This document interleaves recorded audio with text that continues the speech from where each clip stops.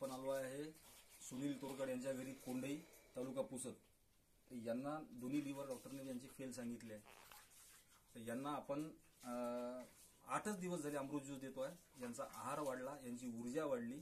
आता हे पूर्ण पलंगावर 2 महिने आधी त्यांना रक्ताची उलटी झाली. तेव्हापासून नांदेडची ट्रीटमेंट, पुसदची ट्रीटमेंट करून डॉक्टरनी अपेक्षा सोडल्या होत्या. 12 ते 15 दिवसापर्यंतच यांना जीवन आहे असं सांगितलं होतं. तर आता यांच्या अपेक्षा आणि ऊर्जा वाढल्यात.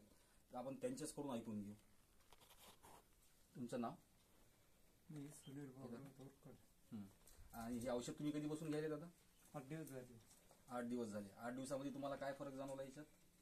8 दिवसापासून थोडस जेवण वाढलं आणि जेवण वाढवून